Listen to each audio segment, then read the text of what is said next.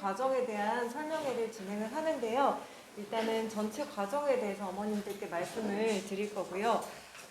오늘 밑에서 봉사도 하고 있고 해서 아마 힘들게 오셨을 것 같은데 늦은 시간에 이렇게 저녁 시간을 빼주셔서 너무 감사드립니다. 참석하신 이 시간이 아무쪼록 좀 의미 있는 시간이 되기를 바라며 열심히 설명을 드리도록 하겠습니다. 저희 앞에 보면은 제가 타이틀로 정한 게 이재식 국어학원의 예비 중1이 고3이 될 때까지라고 했습니다. 혹시 이 문장을 보고 떠오르는 말이 있을까요?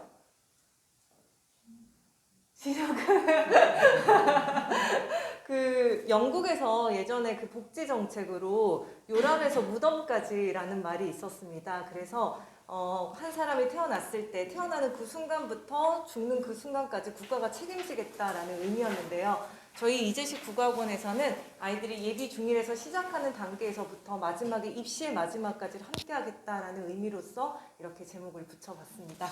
네, 그러면 본격적으로 시작하겠습니다. 저희 예비 중1에서 일단은 고3까지는 아니고요. 예비 고1까지의 과정이 어떻게 진행되는지 각 학년의 목표를 통해서 한번 설명을 드리겠습니다. 예비 중1은 12월에서 2월까지의 과정입니다. 그래서 아이들이 중학교에 들어가기 전 과정까지를 저희가 예비 중1 과정이라고 하고 있고요. 예비 중1 과정에서는 독서와 글쓰기로 문해력의 기본 토대를 세우는 시기입니다. 그래서 이 시기에는 아이들의 수업의 내용이 거의 대부분 독서가 차지하고 있고요. 독서를 통해서 아이들이 정확하게 책을 읽고 또 책에 대한 사고력을 넓히고 그리고 정확하게 글쓰기라는 습관을 갖추는 단계가 바로 예비 중1의 단계라고 할 수 있습니다. 그 다음에 중1은 3월부터 12월까지를 저희가 중1 과정으로 보고 있고요. 중1 과정에서는 중등에서 수능의 국어에 튼튼한 뼈대를 세우는 시기다라고 할 수 있습니다. 그래서 중학교 교육 과정이지만 아이들이 고등학교 되었을 때 기본적인 국어에 대한 개념을 저희는 중학교 1학년 과정에서부터 그 기초를 닦아주는 시기라고 할 수 있습니다. 중2는 점검과 확인이라고 되어 있습니다. 아이들이 이제 중2가 되면 처음으로 내신 시험을 경험하게 됩니다. 이 지필고사가 100점이냐 90점이냐도 중요하지만 사실은 아이들의 학습 습관이 어땠는지에 대해서 저희가 점검하는 시기라고 할 수 있습니다. 그래서 아이들 스스로 주체적으로 학습을 하고 또 이 학습 습관에 대해서 선생님이 좀 더 밀착해서 아이들의 습관을 바로잡는 시기라고 할 수 있고요. 사실상 이 시기가 되면은 아이들 중등 교육 과정은 마무리가 됩니다. 그렇기 때문에 저희는 중3을 중3 과정이라고 하지 않고 예비 고1 과정이라고 부르고 있습니다. 그래서 중학교 2학년 과정이 되면 중학교 교육 과정을 거의 마무리하고요. 그리고 예비 고1 단계로 넘어갑니다. 현재 저희 중학교 2학년 아이들은 일부 학교는 시험이 끝났거나 또 일부 학교는 지금 시험을 치르고 있는데요. 12월 17일이 되면 모든 시험이 마무리가 됩니다. 그러면 12월 24일부터 약 2주 동안은 예비 고1이 되기 위한 마중 단계에 들어갑니다. 그래서 고등학교 국어는 어떻게 구성되어 있고 또 어떤 식으로 학습을 해야 되는지에 대한 기본적인 오리엔테이션 그리고 그 내용에 대한 기본 개념을 숙지하는 2주의 과정을 거치고 나면 1월부터는 이제 본격적으로 예비 고1 과정에 들어가게 됩니다. 그럼 그때부터는 본격적으로 수능 국어를 공부를 하게 되는 거죠. 그렇기 때문에 저희 이재식 국어학원은 중학교 일반적인 커리큘럼보다도 한 학년 앞서서 교육과정이 진행된다라고 볼 수 있습니다. 자, 그래서 이 시기에는 튼튼한 날개로 입시 국어로 도약 이렇게 되어 있습니다.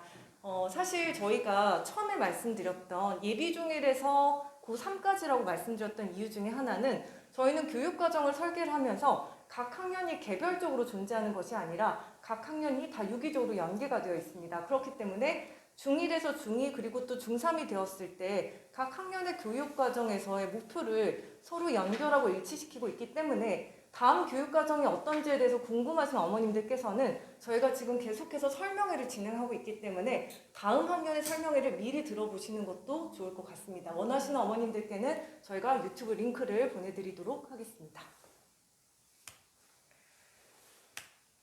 자, 오늘 설명회는 제가 예비 중1 과정과 그리고 중1 두 가지 과정으로 나눠서 설명을 드리도록 하겠습니다.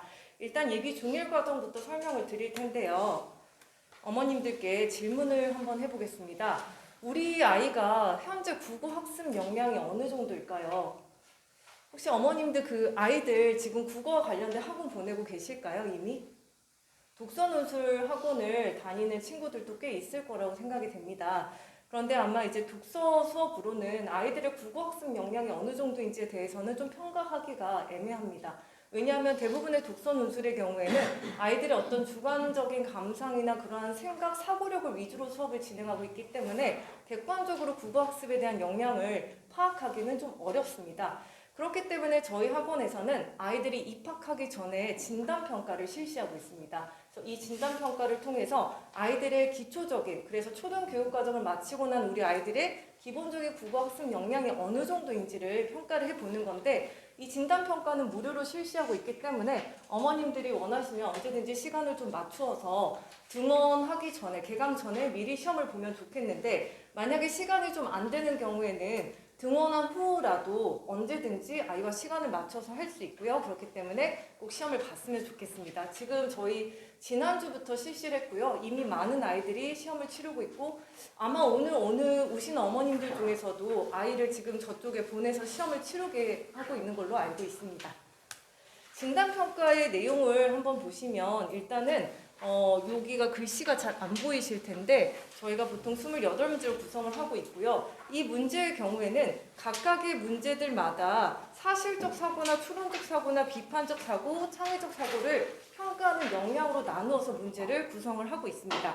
그래서 아이들이 문제를 다 풀고 나면은 바로 저희가 이 정답을 성적을 입력을 하는데, 성적을 입력하면 이런 방식으로 성적표가 나오게 됩니다.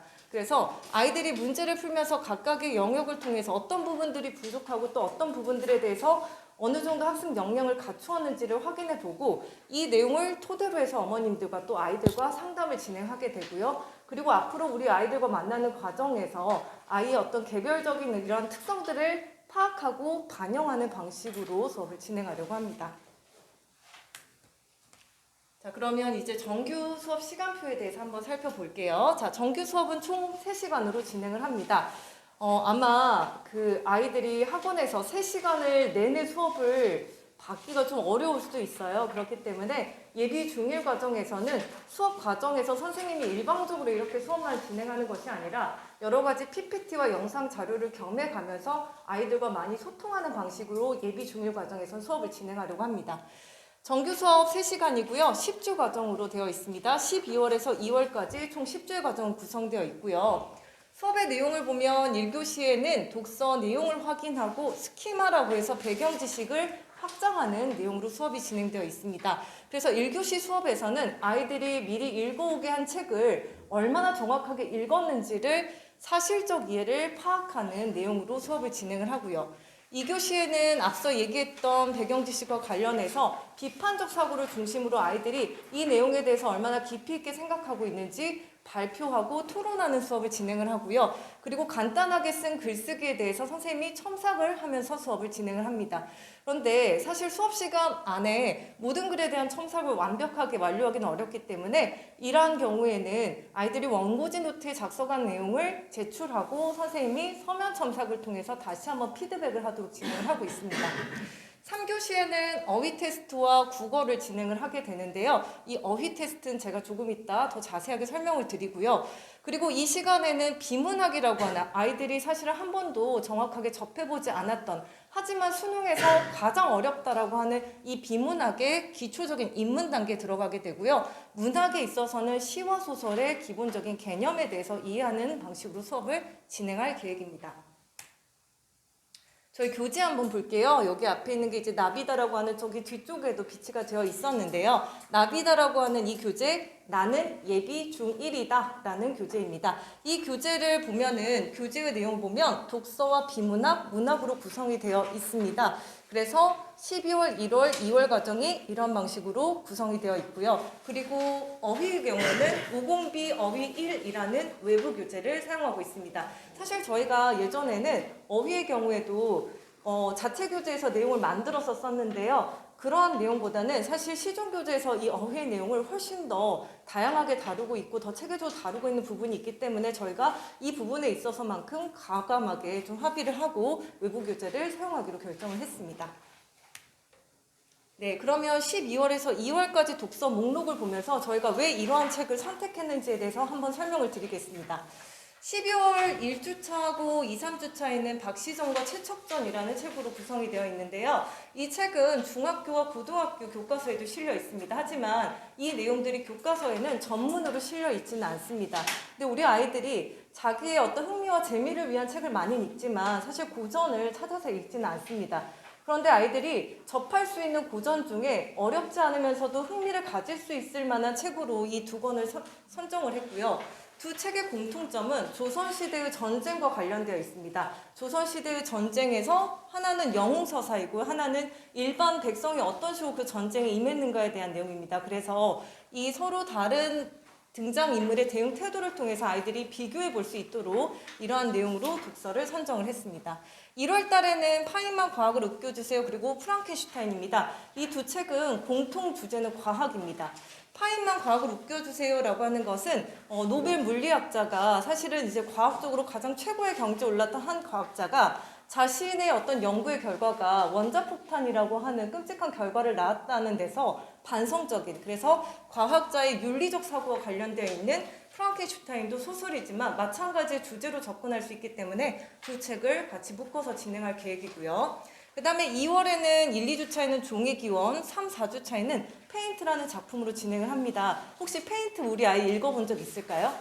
네, 좀 있을 겁니다. 그래서 이 페인트라는 작품은 청소년 소설 그 문학상에서 상을 받은 작품인데 실제로 아이들이 나중에 수행평가에서 감상문을 작성하도록 했을 때 가장 많이 선택하는 책이기도 합니다. 그래서 이 책을 아이들과 좀 더 깊이 있게 볼 예정이고요. 종의 기원이라고 하는 찰스 다윈의 자연선택설이라고 하는 것의 기원, 그리고 그 자연선택설이라는 것이 사회학적으로 어떻게 적자 생존의 원리와 이어지는지를 아이들과 다뤄볼 계획입니다. 그래서 이렇게 총 6권의 책을 저희가 예비 중1 과정에서 깊이 있게 다룰 예정인데 교재를 보면서 다루는 방식에 대해서 한번 설명을 드리겠습니다. 자, 먼저 1교시 진행하는 독서의 수업은 내용 확인입니다. 그래서 아이들이 이 독서에 대해서 얼마나 사실적으로 정확하게 이해하고 있는가를 평가하기 위한 목적에서 구성이 되어 있습니다. 첫 번째 보면 준비운동이라고 되어 있는 부분에서는 아이들이 책을 읽기 전에 가져야 하는 의문 또는 책을 읽기 전에 예측해야 되는 내용, 이러한 것들로 책 읽기 전 단계에서 아이들 수행해야 되는 부분으로 질문이 들어가 있고요. 이 질문은 책을 읽기 전에 미리 작성을 해와야 합니다. 그 다음에 독서 퀴즈 같은 경우에는 책의 디테일한 부분까지 얼마나 이해했는지를 확인하는 방식으로 구성이 되어 있고요. 그 다음에 내용 탄탄의 경우에는 책에서 중요한 부분들에 대한 짧은 답변, 서술형으로서 구성이 되어 있습니다.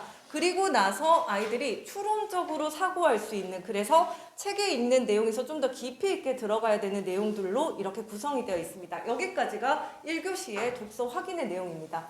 자, 2교시에는 어떤 내용으로 구성이 되냐면 토론과 글쓰기 첨삭입니다. 그래서 2교시에는 아이들이 이 읽었던 책과 관련되어 있는 주제와 관련된 배경 지식, 여기서 스키마를 확장을 하고요. 그리고 이 내용과 관련해서 토론과 발표를 통해서 비판적으로 사고할 수 있는 능력을 기르기 위한 목적에서 질문이 제시가 되어 있고요. 그리고 이 내용과 관련해서 글쓰기를 해오는데 아이들이 글쓰기를 할 때 정확하게 개요를 작성하지 않고 느낌대로 글을 작성을 하다 보면은 아무리 많은 오랜 글쓰기를 하더라도 글쓰기 실력이 늘지 않습니다. 그래서 이 단계에서는 아이들이 글쓰기의 개요를 작성하는 연습을 하고 선생님이 첨삭을 해주시는 부분은 개요 작성 단계에서 어떤 부분이 들어가야 했고 어떤 부분을 생략해야 했는지 이 부분을 수업 시간에 확인해 주십니다.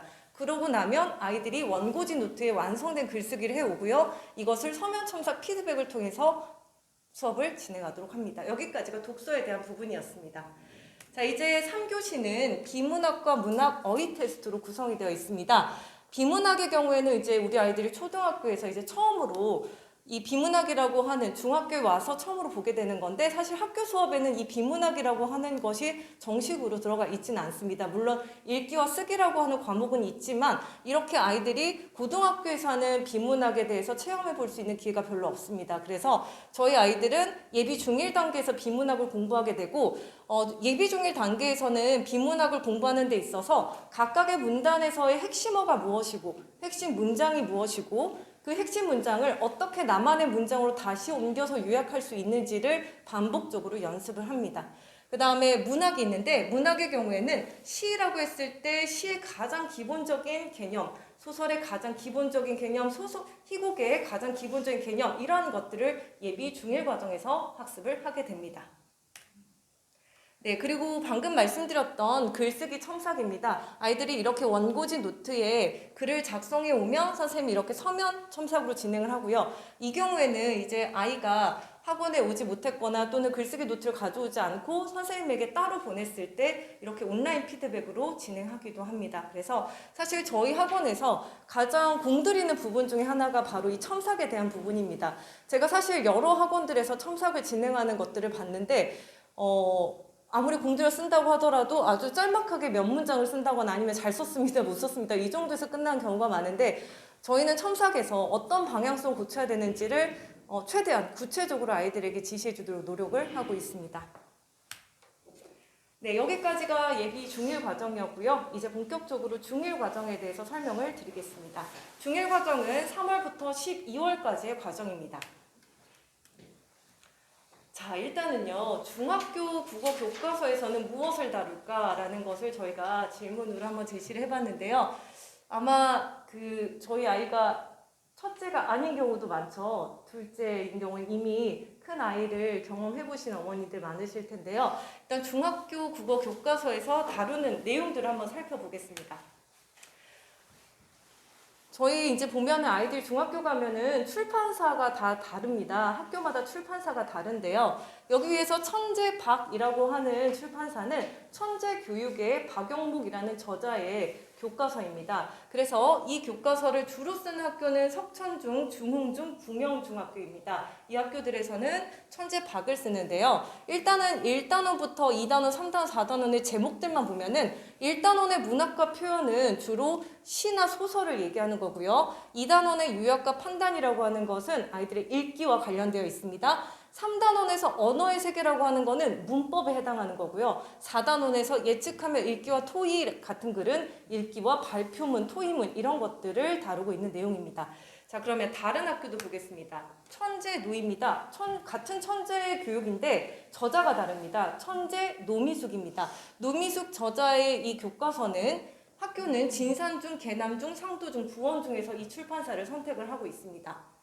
여기서도 보면 단원별로 목표를 보면 새로운 시작, 요 1단원의 경우에도 시와 소설이고요. 그 다음에 2단원도 읽기와 관련되어 있고 3단원 문법이고 4단원은 소설과 토의하기가 같이 들어가 있습니다. 그 다음에 미래인입니다. 미래인 교과서는 상일중과 심원중과 부일중에서 사용을 하고 있고요. 여기서도 보면 1단원에서 표현의 즐거움은 소설과 시와 관련되어 있고요. 2단원 같은 경우에는 읽기이고 3단원 문법과 읽기가 같이 들어가 있고요. 4단원은 소설입니다.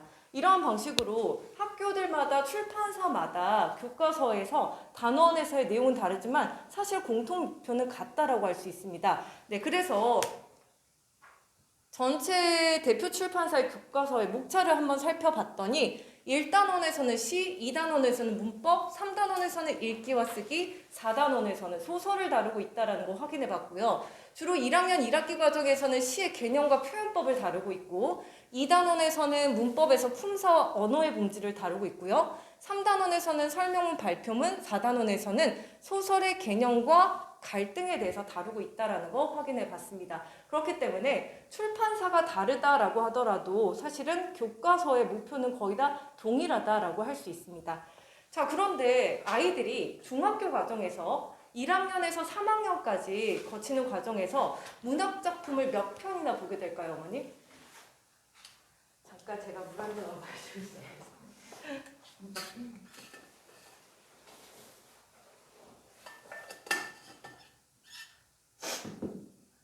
제가 대충은 알고 있었는데 저도 궁금해서 한번 출판사를 다 세어봤습니다. 그랬더니 천재박, 천재노, 미래를 기준으로 봤을 때 현대시의 경우에는 평균적으로 20작품, 그 다음에 현대소설은 10작품, 고전시는 2작품, 고전소설은 2작품 정도를 다루고 있습니다. 이걸로 충분할까요? 너무 적죠. 생각보다 너무 적습니다. 그런데 사실 중학교에서 아이들이 가장 어려워하는 것이 문법이다라고 이야기하는 친구들이 많아요. 그런데 실제로 아이들 지필고사를 보면 아이들이 문법에서 틀리는 경우 별로 없습니다. 대부분의 아이들은 시나 소설에서 틀립니다. 문법의 경우에는 아이들이 열심히 암기를 하면 어느 정도 극복이 됩니다. 하지만 시나 소설의 경우에는 암기를 한다라고 해서 극복이 되는 영역은 아니고 나중에 고등학교 가서도 마찬가지입니다. 아이들이 가장 어려워하는 부분이 문학과 비문학이다라고 얘기할 수 있을 것 같습니다. 그래서 저희는 이렇게 제한된 작품의 수만으로는 아이들이 충분히 경험할 수 없다라고 생각을 하기 때문에 문학 작품에 있어서 저희가 교육과정을 보면은 아이들이 다양한 문학 작품을 경험할 수 있도록 커리큘럼을 구성을 했습니다. 그래서 일단은 3월부터 7월까지의 과정을 먼저 보면 비문학부터 보면 비문학은 인문, 사회, 과학, 기술, 예술 이렇게 5개의 영역을 돌아가면서 아이들이 각각의 영역마다의 특징이 무엇이고 어떻게 접근해야 되는지에 대해서 배우게 되고요. 문학의 경우에는 3월과 4월에는 현대시, 5월과 6월에는 현대소설을 배웁니다. 그래서 현대시의 기본적인 개념, 현대소설의 기본적인 개념과 작품에 대해서 적용하면서 문학작품에 대한 경험을 늘려가고요. 독서의 경우에는 저희가 사실은 예비종일 과정까지는 독서가 2시간입니다. 그렇기 때문에 독서를 위주로 수업을 진행한다면 3월부터는 국어 수업이 위주가 되면서 독서의 경우에는 한 권의 책을 한 달 동안 자세하게 보는 방식으로 커리큘럼이 구성이 되어 있습니다. 그래서 이 독서와 관련된 부분은 조금 이따 다시 한번 설명을 드리고요. 그리고 문법의 경우에는 품사를 다루게 됩니다. 사실 이 품사라고 하는 문법 단어는 굉장히 중요합니다. 아이들이 고등학교 갔을 때도 다시 배우기도 하고요. 중학교에서 이 품사라고 하는 것은 2학년, 3학년 다른 문법 과정과도 연계가 되어 있습니다. 그럼에도 불구하고 1학년 때는 시험이 없죠. 그렇기 때문에 아이들이 이 품사라고 하는 문법 단원에 대해서 아이들마다 격차가 굉장히 큽니다. 어떤 아이들은 전혀 모르기도 하고요. 또 어떤 아이들은 애매하게 알고 있습니다. 그렇기 때문에 저희는 이 1학기 과정에서는 품사를 완벽하게 마스터한다라는 계획으로 품사를 격주로 다루는 방식으로 커리큘럼이 구성이 되어 있습니다. 정규 수업의 시간표를 보면 마찬가지로 주 3시간입니다. 그리고 20주 과정으로 진행을 하고요. 3월부터 7월까지 20주 과정입니다. 1교시에는 어휘 테스트와 비문학을 진행하고요. 2교시에는 문학과 문법을 진행합니다. 그리고 3교시에는 이제 독서를 1시간 진행하는 방식으로 예비종일 과정에서 변화가 됐습니다. 교재를 한번 살펴보면요. 일단 첫 번째 비문학의 경우에는 아이들이 지문을 읽고 수업 시간에 문단 요지를 작성을 하고 문제에 대한 풀이까지 진행합니다. 그러면 선생님이 문단마다의 요지가 무엇인지를 다시 정리를 해주고요. 아이들은 본인이 정리했던 내용과 선생님이 정리했던 내용을 같이 비교해가면서 내가 어떻게 요약했는지를 확인합니다. 사실 저희 아이들 지금 중학교 1학년 아이들 이제 이 과정이 끝났는데요. 저도 좀 놀랐던 것이 아이들이 1학년 과정이 끝날 때쯤이면 시중교재 비문학이 보통 1, 2, 3개 그 단계로 구성되어 있는데 저희가 시중교재에서도 내용을 참고합니다. 교재를 만들 때. 그런데 시중교재 3단계를 아이들이 하고 있습니다. 그렇기 때문에 이제 2학년 과정에서는 오히려 교재의 난도를 수정해야 되는, 그래서 아이들이 비문학 같은 경우에는 꾸준히 매주 학습을 하다 보면은 그만큼 실력이 느는 것 중에 하나가 비문학입니다. 그래서 이렇게 처음 시간에는 비문학을 진행을 하고요. 그 다음에 문학입니다. 문학의 경우에는 처음에는 소설과 시의 개념에 대해서 설명을 하고요. 그 개념에 대해서 문제풀이를 하고요. 이 개념을 정확하게 이해했는지를 다시 암기하는 방식으로 교재가 구성이 되어 있습니다. 문법입니다. 문법의 경우에도 마찬가지로 개념에 대한 이해와 문제에 대한 확인과 이 개념에 대한 정확한 암기로 교재의 내용이 구성되어 있습니다. 자, 그리고 마지막으로 독서인데요. 이 독서 같은 경우에는 아까 이제 한 달에 한 권의 책을 읽는다라고 했습니다. 그래서 이 한 달에 한 권의 책을 읽는데 매 주마다 독서의 내용을 세분화해서 그 내용과 관련된 질문들을 주고 아이들이 이 수업 시간에 질문에 대한 내용을 작성하고 선생님과 이 내용을 확인하는 방식으로 수업을 진행하는데, 독서는 조금 이따 한번 더 설명을 드리겠습니다. 이러한 내용이 다 끝나고 나면 아이들이 이제 집에 가면 숙제가 있습니다. 예비 중일까지는 아이들의 숙제가 미리 책을 읽어오고 선생님이 이야기한 부분에 대한 글쓰기를 해오는 것이 숙제였는데, 이제 중학교 1학년 과정이 되면 수업 시간에 국어에 대한 학습을 마치게 되면 워크북에서 매일 하나씩 문제를 풉니다. 그래서 첫 번째 날짜에는 월요일에는 서머리, 배운 내용에 대한 요약을 하고요. 그 다음 날에는 문법 문제를 풀고 그 다음 날은 비문학, 그 다음 날은 문학 이렇게 5일 동안 아이들이 집에 가서 복습을 할 수 있도록 내용이 구성이 되어 있습니다. 실제로 우리 아이들이 어떻게 워크북을 해왔는지에 대한 사례입니다. 그래서 이 친구 같은 경우에는 소설과 관련된 개념을 나름대로 이렇게 정리를 해온 거고요. 이건 정해져 있지 않습니다. 아이들 각자가 배운 내용을 자기만의 요약 방식을 통해서 요약을 하는 거고요. 그래서 이제 아이들 처음에는 어떤 방식으로 요약해야 될지 모르겠다라고 하는 친구들이 있어서 저희 아이들 단톡방에 요약을 잘 해온 친구를 샘플로 올려놓으면 아이들이 그 다음부터는 비슷하게 모방해가는 방식에서 자기만의 스타일을 찾아가는 것 같습니다. 그 다음에 비문학, 논제를 읽고 논지 요약까지 본인이 실제로 해오고요. 문제를 풀어왔는데 문제풀이에 대해서 채점은 저희 조교 선생님이 해주십니다. 아이들이 채점하지 않고 학원에 문제를 푼 상태로 그대로 가져오면 채점을 하고요. 아이들에게 다시 줍니다. 그리고 저희가 단톡방에 아이들에게 해설지를 올려줍니다. 그럼 해설지를 보면서 아이들이 틀린 문제에 대해서 그 다음 시간까지 오답을 정리해 오는 것으로 숙제가 완료됩니다. 그래서 오답 정리까지 했을 때 숙제를 해왔다라고 저희가 판단을 합니다. 요거는 어휘인데요. 저희가 사실 아이들에게 아까 오공비라고 하는 어휘 책을 통해서 미리 예습을 해오도록 했습니다. 그런데 실제로 아이들이 어휘 책을 봤을 때 어떤 개념에 대한 설명이 되어 있는데 그 개념을 설명하는 말을 이해하지 못한 친구들이 있었습니다. 그렇기 때문에 혼자서 공부를 하는 데 있어서 아이들이 좀 한계가 있다라고 생각을 했고요. 그래서 저희 학원에서는 어휘 학습의 동영상을 아이들에게 만들어서 제공을 합니다. 그래서 선생님이 교재에 있는 내용을 그대로 옮겨서 그 내용을 다시 설명을 해주는 방식입니다. 그래서 아이들이 학원에 오기 보통 전날에 이 어휘를 예습을 하고 오는데 영상을 단톡방에 올려주면서 아이들이 볼 수 있도록 합니다. 잠깐 보여드릴게요.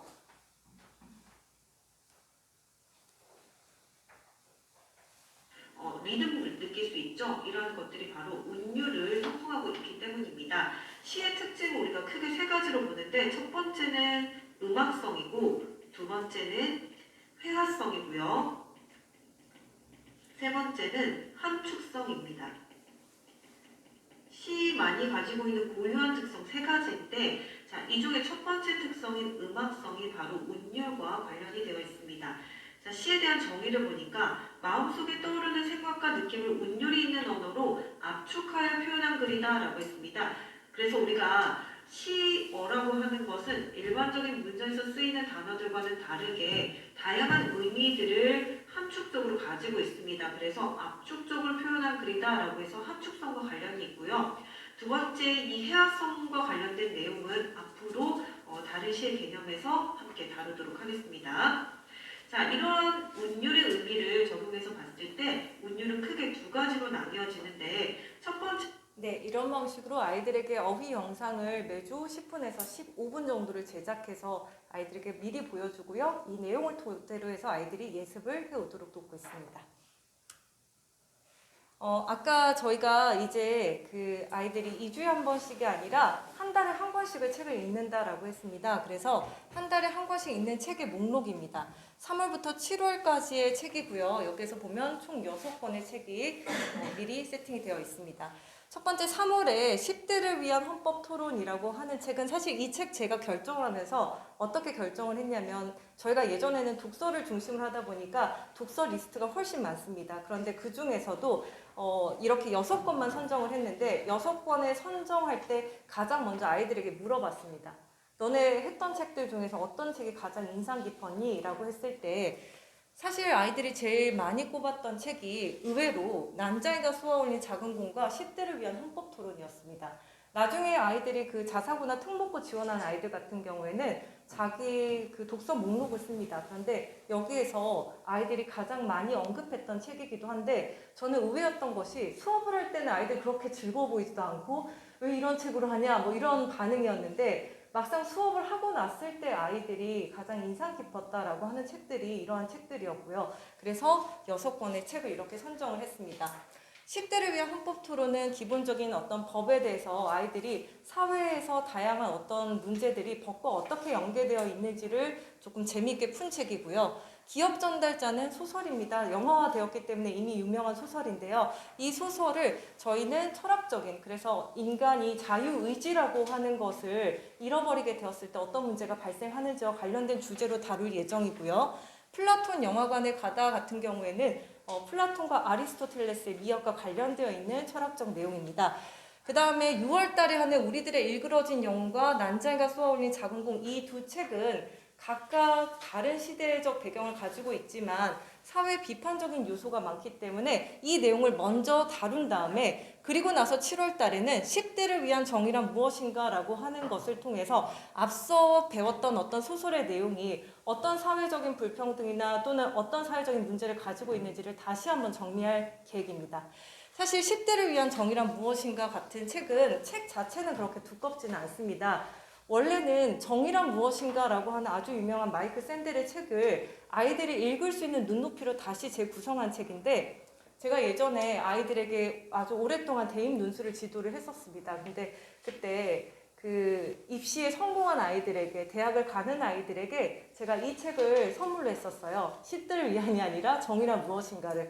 근데 아이들이 썩 좋아하진 않더라고요. 대학에도 합격했는데 왜 이런 책을 주냐 이런 거였는데 대학에 간 아이들이 나중에 저에게 카톡을 보내면서 선생님이 그때 줬던 책을 잘 써먹었다. 교양을 레포트를 쓸 때 이 책이 많이 언급이 되더라 라고 하더라고요. 그래서 저희는 이 책을 다루지만 원래 원서에 있었던 정의란 무엇인가의 내용을 일부 교재에 실어서 아이들이 연계해서 볼 수 있도록 교재를 구성했습니다. 그래서 총 이렇게 6권의 책을 매주 깊이 있게 조금씩 이렇게 쪼개어가면서 볼 생각입니다.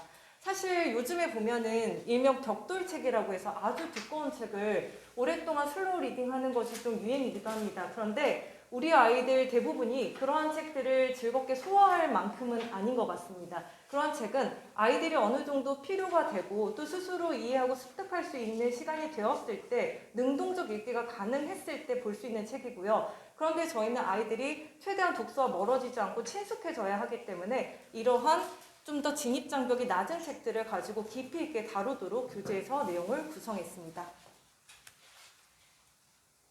네, 그러면 이제 중1 과정 같은 경우에 방금 7월까지 교육 과정에 대해 설명을 드렸는데요. 중1 발전 과정과 심화 과정이라고 해서 3월부터 7월 과정과 8월부터 12월 과정은 조금 차이가 있습니다. 그 차이에 대해서 설명을 드리기 전에 네, 이렇게 구성이 되어 있는데요. 일단은 똑같습니다. 주 1회 3시간 수업을 진행을 하고요. 그리고 1교시, 2교시, 3교시의 구성은 비슷한데요. 마지막에 아까는 독서였다면 3교시에는 교과 독서라고 명칭이 좀 바뀌었습니다. 교과 독서의 의미가 무엇인지를 설명드리기 전에 중학교하고 고등학교는 어떻게 평가를 할까요? 혹시 고등학교 자녀 두신 분 계실까요? 어머님들 중에? 어머니 지금 몇 학년일까요? 고3이구나. 저희 아이들 중에도 그 고3의 누나나 언니가 있는 친구가 있었는데 근데 그 아이들이 되게 피해를 보더라고요. 왜냐하면 이제 고3에게 충격전을 다 해야 되기 때문에 중간에 너는 좀 쉬어라 라고 하는 경우도 생기고 그래서 어떤 친구는 이제 그 고3 언니의 이제 입시가 끝나서 다시 돌아왔는데 그 친구가 되게 오렌지를 좋아했어요. 근데 여름에 떠났거든요. 겨울에 돌아올 때 제가 귤을 주겠다고 했는데 지난주에 돌아왔습니다. 근데 그 친구가 중간에 그 글짓기 대회를 나갔어요. 그래서 저한테 대회 나간다고 글을 써서 보냈었는데 첨삭을 했고 이번에 돌아올 때 상장을 들고 왔더라고요. 조금 이따 자랑을 하겠습니다. 네, 중학교하고 고등학교의 평가 방식은 이란 질문을 담아봤는데요. 일단은 어머님들도 아시겠지만 중학교 같은 경우에 절대평가입니다. 그렇기 때문에 등급이 A부터 2등급까지 나누어지고요. 고등학교 같은 경우에는 상대평가입니다. 그렇기 때문에 1등급에서 9등급까지 나눠지죠. 중요한 차이는 뭐냐면 A등급의 경우 중학교는 전체 35%에서 40%가 A등급입니다. A등급을 따는 게 그렇게까지 어렵지는 않다는 거죠. 그런데 고등학교는 4%입니다. 1등급이 4%입니다. 그래서 이미 자녀를 고등학교에 보내보신 어머님은 아시겠지만 아직 이제 처음 우리 아이 경험하시는 분은 얘가 중학교 때 A등급만 했던 애가 왜 고등학교 가서는 1등급을 하지 못할까라고 의아하실 수 있습니다. 하지만 10배의 차이가 난다라는 거죠. A등급 같은 경우에는 아이들이 사실 이제 90점대만 유지하면은 A등급을 받을 수가 있습니다. 그런데 어떤 아이들이 중학교에서도 A등급인데 고등학교에서도 1등급을 받을 수 있을까? 물론 다양한 변수들이 존재하겠지만 제가 생각했을 때 중요한 것 중에 하나가 평가 요소와 관련되어 있습니다. 자, 그 중학교든 고등학교든 평가 요소에서 지필이 중요하다는 건 당연히 알고 계실 거예요. 지필 말고 또 뭐가 있죠? 네, 수행평가가 있습니다. 그러면 지필과 수행평가는 어느 정도의 비중일까요? 몇 대 몇일까요? 당연히 좀 지필이 높다라고 생각하실 것 같아요. 그런데 아닐까요? 의외로 수행평가가 좀 높을까요?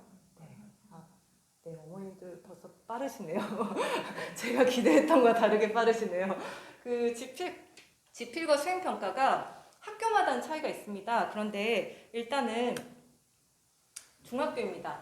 석천중학교를 기준으로 석천중학교 2학년 1학기를 기준으로 봤더니 지필과 수행이 50대 50입니다. 근데 아이들이 실제로 지필에는 굉장히 다 신경을 씁니다. 왜냐하면 시험 기간이다라는 것 자체가 아이들에게 긴장감을 줘요. 그렇기 때문에 당연히 지필에서 신경을 쓰고 한 개, 두 개, 세 개 틀린 것에 대해서 굉장히 민감합니다. 그런데 수행평가가 지필평가와 같은 비중임에도 불구하고 이 수행평가는 8월 3주, 9월 4주, 10월 4주 이렇게 나누어서 진행이 되기 때문에 약간 분산이 되어 있죠. 그래서 이걸 제대로 신경 쓰지 않는 친구들이 상당히 많습니다. 이렇게 조금 일반화하기는 어렵지만 특히 남학생들 같은 경우에는 수행평가를 열심히 챙기지 않는 친구들이 좀 있습니다. 자, 그 다음에 상일중을 보겠습니다. 상일중 같은 경우에도 지필과 수행평가는 50대 50입니다. 그래서 이 경우에도 9월, 11월 또 여기에서는 수시로라고 되어 있습니다. 그래서 이렇게 지필과 수행평가의 비중이 50대 50으로 확인할 수 있습니다. 고등학교는 어떨까요? 고등학교 제가 중원고 가까운 학교를 하나 예로 가져와 봤습니다. 중원고 같은 경우에도 지필과 수행평가가 55%, 45%입니다. 그래서 저희가 생각하는 것보다 또는 생각하는 것만큼 수행평가가 차지하는 비중이 높습니다. 그런데 사실 학교들마다 지필평가의 난도가 다르죠. 어떤 학교에는 내신을 받기 좀 쉽다고 하고 어떤 학교는 어렵다라고 합니다. 수행평가도 마찬가지입니다. 잘못 생각하기 쉬운 건 수행평가는 기본 점수를 깔아주는 거다라고 생각하기 쉬운데요. 사실 고등학교에서도 지필에서 100점을 맞은 친구가 수행평가에서 점수가 엄청 깎여서 1등급을 받지 못하는 경우도 빈번하게 발생을 합니다. 잠깐 다시 한번 보면은 수행평가의 내용들을 보겠습니다. 일단 2학년 때는 독서감상문이나 말하기 듣기, 그 다음에 문법과 관련되어 있는 것이 수행평가였고요. 그 다음에 상일중도 마찬가지로 발표문과 독서일지, 작품 재구성이었고요. 고등학교에서도 수행평가의 성격은 비슷합니다. 내용과 성격은 비슷하게 진행을 합니다. 그런데 제가 경험해본 바로는 정말로 같은 A등급이라고 하더라도 이 아이가 고등학교 되어서도 상위권을 유지하기 위한 가장 필수적인 요소는 지필뿐만 아니라 아이들이 간과하기 쉬운 수행평가까지도 다 꼼꼼하게 챙기는 친구들이고 꼼꼼하게 챙기는 것이 습관화가 되어 있는 친구입니다. 그래서 이러한 것들을 자기 나름대로 의무라고 생각하고 대하는 친구들이 고등학교 가서도 상위권이 될 확률이 높습니다. 네, 그래서 저희가 아까 3교시에는 이제 독서가 아니라 교과 독서다라고 명칭이 바뀌었다고 이야기했는데요. 이게 바로 이 교육과정에 들어가 있습니다. 그래서 한 권의 책을 가지고 4주 동안 읽는 것이 아니라 이때부터는 아이들이 다양한 교과서에 있는 중학교 1학년부터 중학교 3학년까지 과정에서 있는 교과서에서 읽기, 쓰기와 관련되어 있는 파트의 중요한 주제들을 저희가 교과 독서에서 다루게 되고요. 예를 들면은 로봇 친구가 될 수 있을까? 4차 산업혁명과 관련된 내용이고요. 내가 버린 전기, 전자제품의 행방 이런 것들은 환경과 관련되어 있습니다. 그리고 이러한 글들이 수필도 있고요. 설명문도 있고 발표문도 있고 논설문도 있습니다. 아이들이 다양한 글이 어떤 식으로 구성되어 있고 이것과 관련해서 어떻게 글쓰기를 해야 되는가를 이 교과 독서 시간에 습득을 하게 됩니다. 그리고 저희 아이들 이번 주에 교과 독서의 숙제가 뭐냐면 설명문을 써오는 건데 설명문에서 반드시 3가지 이상의 설명 방법을 활용해서 자유주제로 설명문을 써와라입니다. 근데 이 내용은 2학년 때 대부분의 학교의 공통 수행평가의 주제입니다. 이 내용을 아이들은 1학년 때 미리 경험을 하게 됩니다. 아이들한테 설명문 써와 그러면 쓰기 싫어합니다. 대충 써옵니다. 그런데 얘들아 이번에 설명문을 써오잖아? 그러면 첨삭을 해줄 거야. 너네 이거 잘 고쳐? 그리고 가지고 있어. 2학년 되면 수행평가 때 네 라고 하니까 아이들이 눈빛이 달라지는 거예요.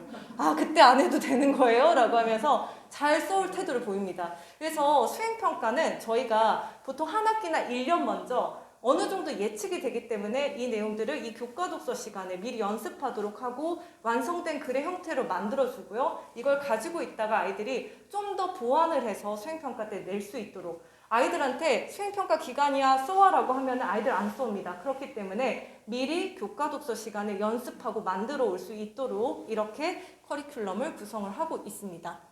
그 다음에 문법 같은 경우에는 형태소와 단어 형성법이라는 게 있는데 사실 중학교 교육과정에서는 이 문법이 빠져 있습니다. 그래서 이 문법의 내용 같은 경우에는 아이들이 나중에 지금 1학년과 2학년 사이에서의 문법 과정에서 1학년 때 품사를 배우고 2학년 때는 아이들이 정확한 발음과 표기라는 것을 배우는데 품사만 배웠던 아이들은 정확한 발음과 표기의 문법에서 이해할 수 없는 어떤 간극이 생깁니다. 그게 바로 형태소와 단어 형성법인데 지금 교과서에는 이 내용이 실려 있지가 않습니다. 그래서 학교마다 아주 잘 가르쳐주는 선생님은 이 부분을 살짝 다뤄주지만 가르쳐주지 않는 경우도 있습니다. 왜냐하면 교과서에 빠져있기 때문인 거죠. 그런데 또 고등학교 가면은 이 문법 단원이 나옵니다. 근데 아이들이 고등학교 갔을 때 사실 할 게 너무나 많습니다. 그런데 이런 내용들까지 다 챙기기가 어렵습니다. 그래서 저희는 1학년 때 품사뿐만 아니라 형태소와 단어 형성법까지 아이들이 정확하게 이해할 수 있도록 교육과정을 구성을 했습니다. 수행평가 과정 다시 한번 설명드리면 아이들이 이러한 방식으로 학교에서 공지가 나와요. 그러면 저에게 먼저 공지를 보내줍니다. 선생님 이거 이번 주에 하는 수행평가 공지예요 라고 카톡을 먼저 보내주면 제가 이걸 확인하고 아이들에게 그러면 이번에 평가 요소는 이런 거야 평가 요소 분석해주고요. 이런 방식으로 글을 써오렴 이라고 아이들에게 먼저 알려줍니다. 그럼 아이들이 글을 써오는데 보통 이렇게 정규 수업 시간에는 하기 어렵기 때문에 저에게 이렇게 카톡으로 보내줍니다. 아마 우리 최성희 어머님도 아시는 박진서네요. 네, 이렇게 보내오면 아이들의 완성된 글을 제가 이렇게 첨삭을 해서 다시 보내주고요. 그리고 나서 완성된 글의 형태로 내게 됩니다. 아까 얘기했던 그 귤을 준 그 친구가 보내온 상장인데요. 사실 학생들 같은 경우에는 수행평가에서 그치지 않고 정말 극상위권 아이들 같은 경우에는 글짓기 대회도 다 챙깁니다. 어떤 아이들은 내가 중학교에서 받을 수 있는 상을 다 받겠어요 라고 하는 아이들도 있어요. 그래서 사실 해마다 느끼는 거는 점점 자기 스스로 욕심을 가지는 아이들도 많아지는 것 같습니다. 그래서 이렇게 수행평가와 글짓기 대회에 대한 피드백을 진행을 하고 있습니다. 네, 저희 1학년 아이들 시험이 없습니다. 그래서 자유학년제라고 하죠. 아이들 자율성이라고 하는 거 스스로 내가 어떤 공부를 할지에 대해서 자유롭게 탐색할 수 있는 시기이기도 합니다. 그런데 이게 독이 되기도 합니다. 그래서 올해 인천에 있는 일부 학교들 같은 경우에는 1학년 때 아주 예전에는 있었는데 지금은 없어진 반배치 고사를 실시했습니다. 약 4개 학교에서 반배치 고사를 실시를 했고요. 사실 이제 이 부분에 대해서 이게 어떤 입시에는 반영이 되지 않기 때문에 그냥 봐도 돼요 라고 생각하는 친구들도 있지만 사실 이거는 아이들이 어떤 식으로 주입시키느냐에 따라 다른 것 같습니다. 반편성이라고 하더라도 네가 1학년 과정까지 어떻게 공부했는지를 한번 확인하는 시험이야 라고 이야기를 하고요. 지금 1학년 아이들 같은 경우에는 제가 처음으로 1대1로 불러서 아이들과 클리닉도 진행을 했습니다. 그래서 이 반편성 고사를 보는 이유가 뭐냐면 학급마다 아이들의 학력 격차 너무 심하기 때문입니다. 특히 코로나 이후로 아이들마다의 격차가 심해지고 그러다 보니까 수업을 진행하는 데 있어서 학교에서도 많은 어려움이 있다고 합니다. 그래서 아이들을 비슷하게 이렇게 배치하기 위해서 예전엔 있었지만 없어진 반배치 고사가 부활하고 있고 아마 인천뿐만 아니라 부천에서도 그런 시험이 진행될 확률이 매우 높다라고 생각이 됩니다. 자, 그래서 저희 학원에서는 이 자유학년제로 인해서 평가를 할 수 없다라는 부분을 극복하기 위해서 만든 것이 바로 학력평가입니다. 저희가 분기별로 4회를 실시를 합니다. 그래서 4회 동안 실시를 하는 이 학력평가의 내용은 실제 아이들의 수능과 비슷한 방식으로 구성이 되어 있습니다. 그래서 화법과 작문 6문제, 문법 7문제, 비문학, 현대시, 현대소설, 고전시조, 고전소설, 어휘까지 총 45문항으로 구성이 되어 있고요. 이 45문항을 아이들이 80분에서 100분 정도 시험을 죄송합니다.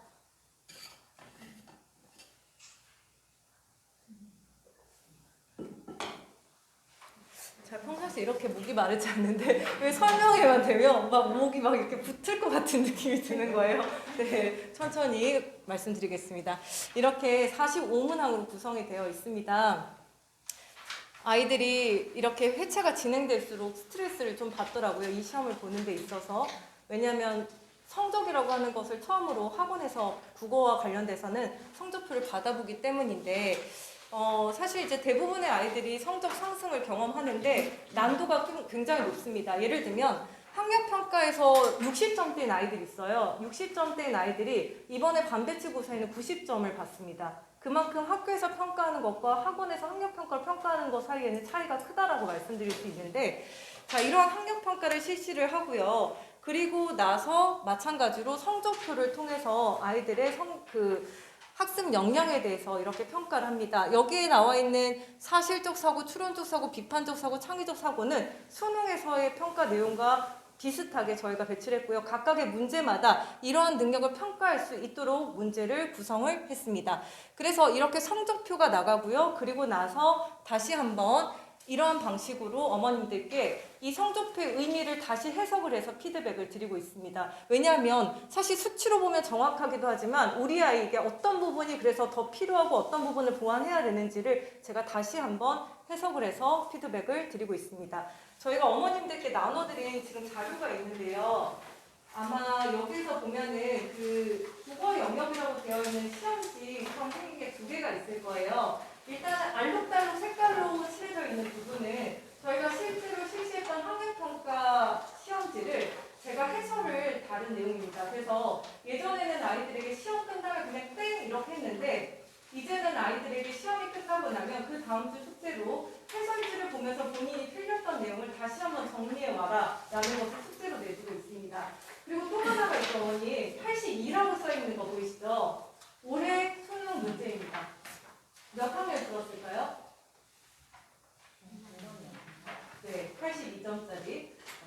네, 1학년이 풀었습니다.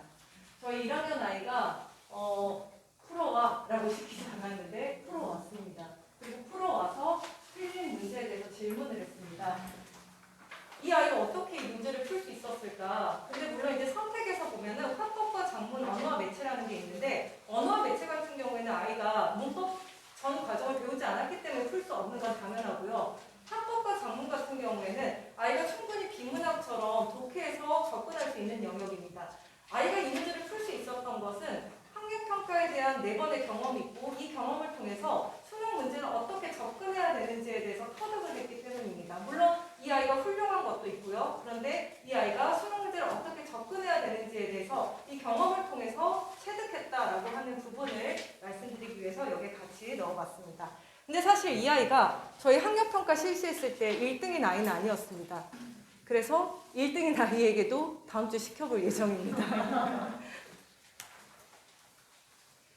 네, 이제 중요한 거는 저희 국어 학원만의 학습 관리입니다. 사실 아무리 커리큘럼이 좋고 훌륭하다고 하더라도 각각의 아이들에 대한 학습 관리가 제대로 되어 있지가 않다면 사실 아무 의미가 없습니다.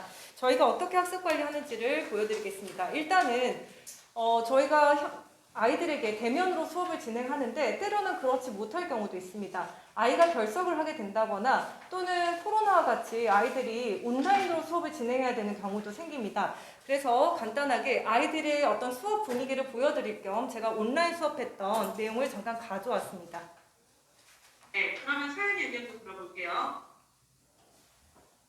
저는 나이를 기준으로 성숙함이나 정치에 대한 이해도를 판단할 수 없다고 생각하고 네. 18세부터 군대를 가거나 면허를 딸 수 있고 문제도 받을 수 있으니까 참정권도 필요하다고 생각해요.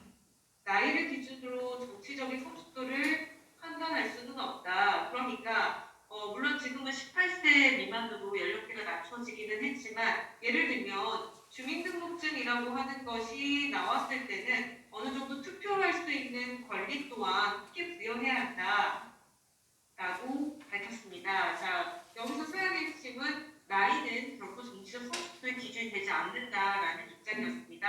자, 그러면 유찬 의견을 한번 들어볼게요. 학교를 하는 것이 사회에 나와서 직접 경험하는 과정이고 또 지금 현재 학교에서 그 어른들보다 배울 기회가 많기 때문에 오히려 더 넓은 견해를 가질 수 있기 때문에 저는 부정합니다. 네, 온라인 수업을 했던 아이들과 수업했던 내용을 제가 가지고 있었던 건데요. 이런 방식으로 사실 아이들에게 발표나 토론을 할 때도 그냥 무작정 자유롭게 발표 토론해라 이렇게 진행하지는 않습니다. 발표 토론의 기본 전제는 아이들 스스로 내용을 정리하는 데 있습니다. 그래서 느낌대로 이야기하는 것이 아니라 주어진 질문에 대해서 정확하게 답을 쓰고 그 답을 통해서 아이들과 교류하는 방식으로 독서 수업을 진행하고 있다는 거 한번 샘플을 통해서 보여드렸습니다. 그리고 어휘 테스트인데요. 아까 아이들에게 미리 이렇게 단톡방을 통해서 영상을 보여주면 아이들이 공부를 해옵니다. 저희가 이렇게 단톡방을 통해서 영상을 올려준 사례이고요. 그리고 나서 이렇게 테스트를 진행을 하고요. 테스트의 결과 기준 점수를 통과하지 못한 친구들 같은 경우에는 구술로 테스트하기도 하고 또 이렇게 아이들에게 그 주에 했던 어휘 내용을 다 깜지로 써와라 이렇게 내기도 합니다. 근데 사실 되도록이면 깜지 숙제는 내려고 하지 않아요. 아이들이 이게 완벽하게 깜지를 썼다라고 해서 꼭 숙제가 되는 것은 아니기 때문에 그냥 정말로 글씨 연습을 하는 경우도 있기 때문에 가급적이면 구술로 테스트를 진행하고자 합니다. 그런데 어느 정도는 아이들에게 그 괴로움을 주기 위해서 간혹 전혀 안 되어 있는 경우, 예를 들면 12문제인데 뭐 2문제 맞췄다, 3문제 맞췄다 이런 경우에는 이런 방식으로 아이들에게 숙제를 내주기도 합니다. 저희는 이제 매주 학습 결과를 구글 시트에 기록을 하고 있습니다. 그래서 아이들의 출결 상황, 정규 과제에 대한 완성도, 어휘 테스트의 결과, 그리고 이 비고란에서는 아이들 각자의 어떤 테스트 결과와 관련되어 있는 추가적인 내용, 이러한 부분들을 저희가 저뿐만 아니라 중등 선생님들이 다 같이 공유를 합니다. 그리고 이 내용들을 토대로 해서 어머님들께 피드백을 드리고 있습니다. 그래서 과제에 대한 부분과 매주 아이의 학습에 대한 완성도, 과제에 대한 어휘 테스트에 대한 결과를 매주 이러한 방식으로 문자로 드리고 있고요. 그리고 월 말에 이렇게 성적표가 나갈 예정입니다. 그래서 매달 저희가 아이들이 종합적인 결과가 어떠했는지를 다시 한번 성적표를 통해서 피드백을 드리려고 합니다. 요거는 시노트인데요. 어떤 거냐면 아까 그 82점 받았던 그 친구가 어느 날 쉬는 시간에 혼자 자기 노트에다가 이런 것들을 적고 있었습니다. 그래서 뭔가 하고 봤더니 이 아이가 배웠던 시의 내용을 자기만의 노트에 다시 정리를 하고 있더라고요. 그래서 우리 땡땡이는 정말 국어를 좋아하는구나 그랬는데 자기는 국어가 극혐이라고 합니다. 정말 상처를 받았어요. 왜 국어를 싫어하니?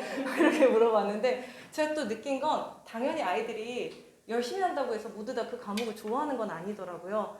이 아이가 이렇게 했던 이유는 자기는 국어가 싫지만 국어를 잘하고 싶고 나름대로의 방법을 찾은 것이 난 이걸 정리하는 게 너무 즐겁다. 이걸 정리하면 너무 좀 이해가 잘 된다라고 해서 스스로가 국어에 친숙해지는 방법을 찾은 것 같아요. 그래서 이 친구에게는 이 친구의 이런 것들을 보면서 아이들에게 이런 방식으로 선생님이 정리한 내용을 다시 단톡방에 올려주거나 나눠줬습니다. 아마 어머님들 받은 봉투 안에 있는 내용에도 이게 있을 거예요. 그래서 예를 들면은 시에 그 나룻배와 행인이라고 되어 있는 부분이 있죠. 이 시의 원문과 아이들이 반드시 알아야 되는 질문에 대한 부분들을 주고요.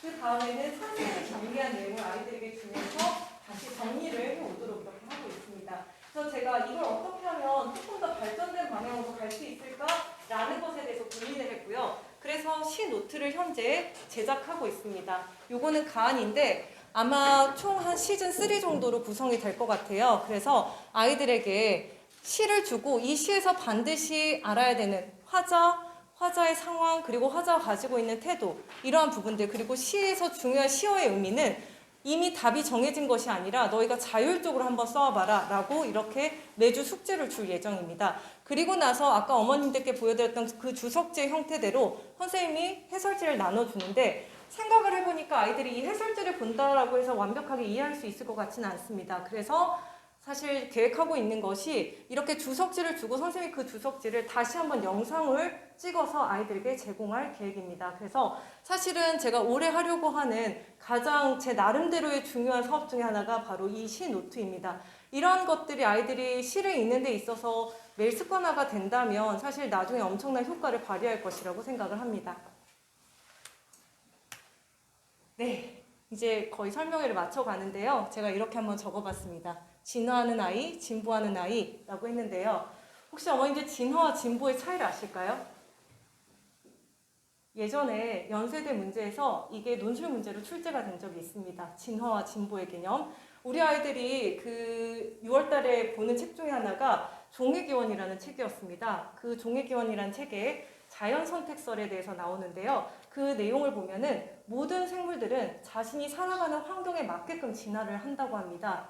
우리 아이들이 진화하는 방식을 보면 놀랍습니다. 예를 들면 제가 어휘 테스트를 열심히 공부하라고 영상을 찍고요. 영상을 혹시라도 안 볼까봐 너네 영상에서 선생님이 필기한 내용이 시험에 나와 라고 했더니 아이들이 그 부분만 캡처를 해서 보는 겁니다. 영상을 처음부터 끝까지 보지 않고요.